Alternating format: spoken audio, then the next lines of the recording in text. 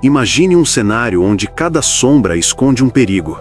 Cada olhar estranho pode ser o de um inimigo, e a sobrevivência de centenas de vidas depende de uma teia de segredos tão intrincada que desafia a própria lógica da guerra. Neste mundo de engano e heroísmo, uma jovem mulher se ergueu, não com armas ou exércitos, mas com uma coragem tranquila, uma mente afiada para a dissimulação e uma determinação férrea que faria tremer até os mais endurecidos soldados. Ela não liderou batalhas campais, mas orquestrou uma fuga silenciosa e massiva, uma verdadeira operação de resgate em larga escala, bem debaixo do nariz do Terceiro Reich.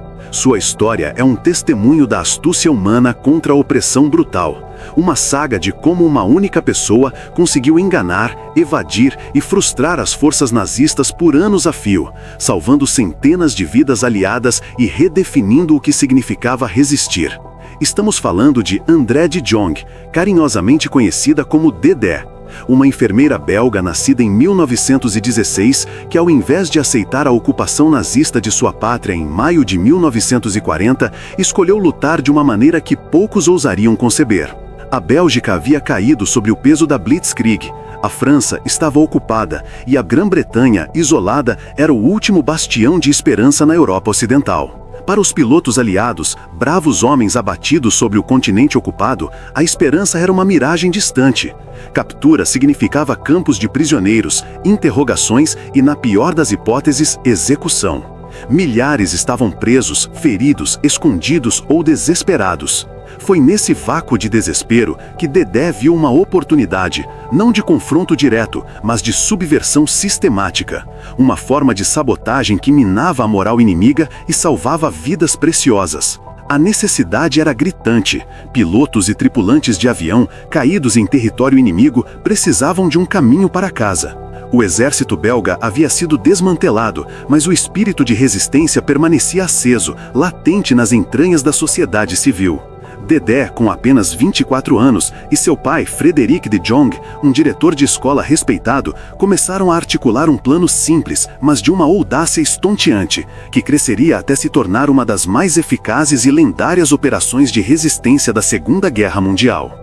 A ideia era criar uma linha de fuga que levasse esses homens, muitos deles feridos, desorientados e sem saber uma palavra do idioma local, da Bélgica ocupada através da França, cruzando os Pirineus a pé até a Espanha neutra, de onde poderiam ser repatriados para a Grã-Bretanha.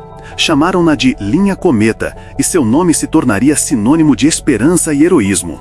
No início, era uma iniciativa quase caseira, movida por pura compaixão e um senso inabalável de dever. André e seu pai, auxiliados por alguns amigos e vizinhos de confiança em Bruxelas, começaram a abrigar e mover os primeiros aviadores. A cada passo, o perigo era imenso, palpável. As cidades estavam cheias de patrulhas nazistas, a Gestapo operava com uma eficiência brutal e um vasto aparato de informantes, e a delação, muitas vezes motivada por medo ou recompensas, era uma ameaça constante e fatal.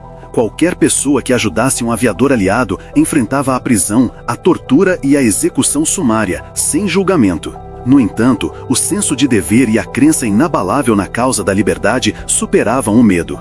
Dedé, uma mulher jovem, pequena e aparentemente inofensiva, usava sua aparência para sua vantagem, uma das primeiras e mais eficazes táticas de engano. Quem desconfiaria de uma enfermeira discreta, de uma jovem mulher carregando uma cesta de compras ou de uma figura caminhando tranquilamente pelas ruas, quando na verdade ela era o cérebro por trás de uma operação de fuga de alta periculosidade? A linha Cometa não era apenas sobre mover pessoas, era sobre a arte da dissimulação, sobre a invisibilidade estratégica e sobre a construção de uma rede de confiança que desafiava a onipresença da ocupação nazista.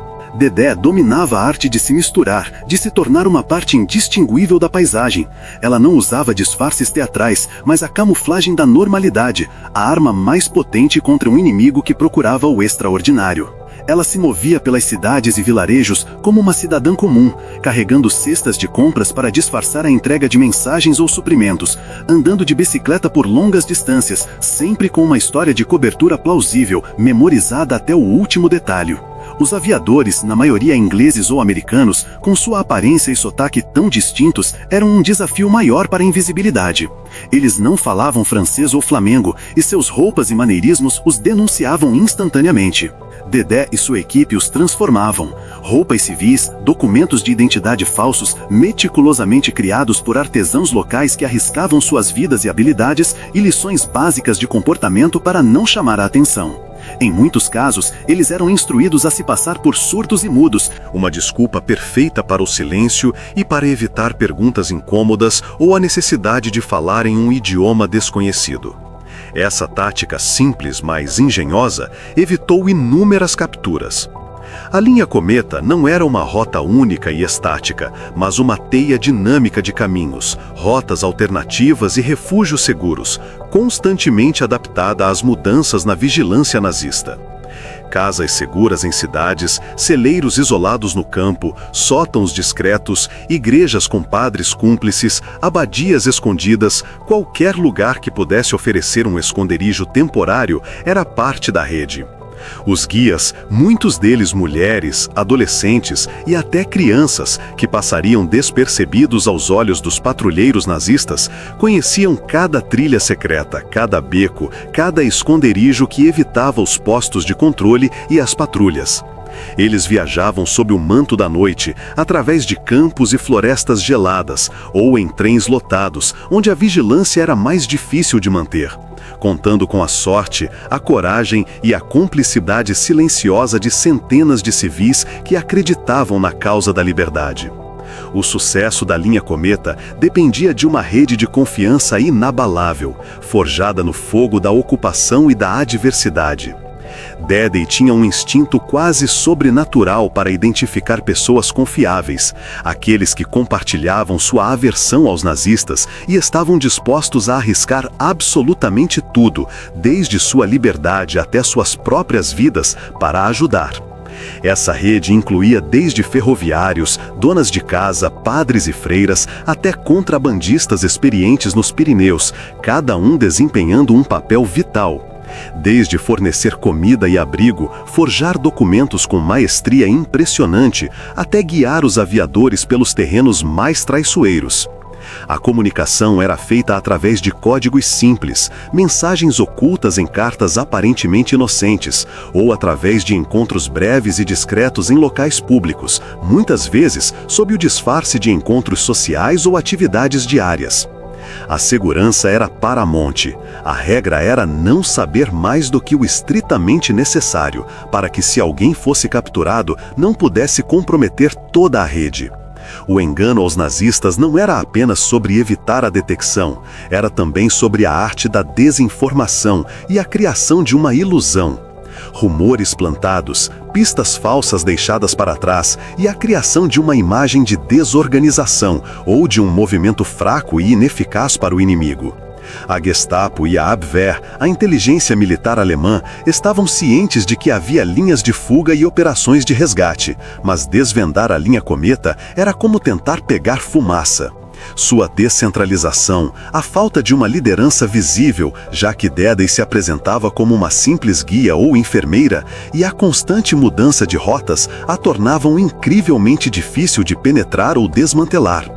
A própria Andréia, com sua figura pequena, sua aparente fragilidade e sua postura discreta, era o disfarce perfeito para a mente estratégica e o coração de leoa por trás de uma das mais eficazes operações de fuga da guerra. Ela personificava a ideia de que o perigo podia vir de onde menos se esperava e a inteligência podia ser mais potente que a força bruta. A travessia dos Pirineus era sem dúvida o capítulo mais perigoso e exaustivo da jornada. Andréia, muitas vezes liderando pessoalmente os grupos, guiava os aviadores através das montanhas estreitas e traiçoeiras, enfrentando não apenas o terreno hostil, mas neve profunda, frio extremo, avalanches e as temidas patrulhas fronteiriças nazistas e espanholas, que, embora neutras, entregavam os capturados aos alemães. Ela desenvolveu um conhecimento íntimo das trilhas secretas, das cavernas para abrigo e dos horários das patrulhas inimigas. Era uma prova de resistência física e mental para Dadday e para os homens exaustos que a seguiam, muitos deles nunca antes tendo visto uma montanha, quanto mais escalado uma. Sua coragem e determinação eram o farol que inspirava esses homens a continuar, passo a passo, rumo à liberdade. A linha Cometa cresceu exponencialmente, impulsionada pelo sucesso e pela necessidade crescente. Com o crescimento, vieram os desafios e os perigos aumentaram exponencialmente. A Gestapo intensificou seus esforços, infiltrando agentes duplos e oferecendo recompensas massivas por informações sobre a rede. Várias tentativas de traição foram frustradas pela astúcia e pela desconfiança inerente à operação. Mas a cada sucesso, o perigo se tornava mais próximo, mais real. A linha se estendeu por centenas de quilômetros, exigindo mais recursos, mais pessoas e uma logística cada vez mais complexa. Estima-se que mais de 2.000 pessoas se envolveram na rede em algum momento, e a vasta maioria delas eram civis comuns, homens e mulheres, jovens e idosos, arriscando suas vidas diariamente por um ideal que superava o medo. A tensão constante e a perda eram inevitáveis em uma operação de tal magnitude e perigo.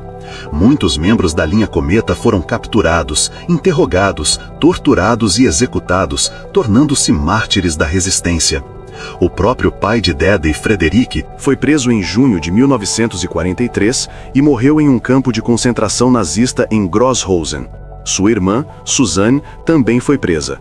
André, a pequena Miss, como era carinhosamente conhecida pelos aviadores resgatados, parecia ter uma sorte sobrenatural, evadindo a captura repetidamente por mais de 2 anos. Ela escapou por um triz de emboscadas, de delatores e de inspetores da Gestapo que passavam por ela sem perceber a mente mestra por trás de todo o esquema. Mas a sorte, um dia, se esgotou. Em janeiro de 1943, após mais de 118 aviadores terem sido guiados por ela pessoalmente através dos Pirineus e centenas mais pela rede, Dedé foi finalmente capturada pela Gestapo em uma emboscada na fronteira francesa com a Espanha. Ela foi interrogada e torturada brutalmente, mas com uma força de vontade inquebrantável, nunca revelou os nomes de seus colaboradores ou os detalhes da rede, salvando centenas de vidas. Enviada para campos de concentração, incluindo Ravensbrück e Mauthausen, ela sobreviveu a horrores indizíveis, testemunhando a brutalidade nazista em primeira mão, mas mantendo a esperança e a dignidade. Apesar de sua captura, a linha Cometa não morreu.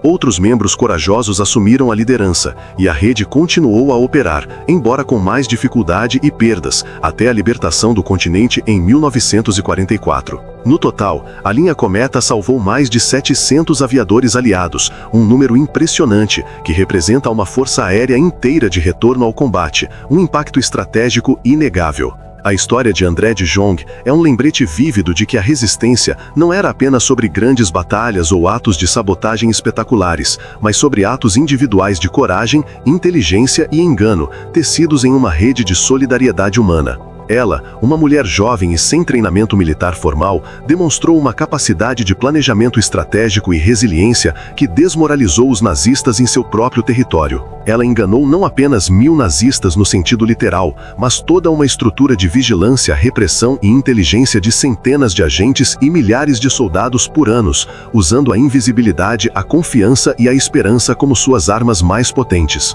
Sua história é uma das mais notáveis e, ainda assim, frequentemente negligenciadas sagas de heroísmo da Segunda Guerra Mundial. Um farol de como a astúcia e a determinação podem triunfar sobre a tirania e a opressão. Sua vida, uma vida de serviço e sacrifício, permanece um exemplo eterno da capacidade humana de resistir e de fazer a diferença, mesmo diante do mal mais absoluto. Se você achou este mergulho na história fascinante e nos detalhes da incrível André de Jong e da linha Cometa, e quer descobrir mais sobre esses fatos históricos pouco conhecidos que moldaram nosso mundo, não se esqueça de deixar seu like, compartilhar este vídeo com seus amigos e, claro, se inscrever no canal para não perder nenhuma de nossas próximas explorações. Sua jornada pela história está apenas começando.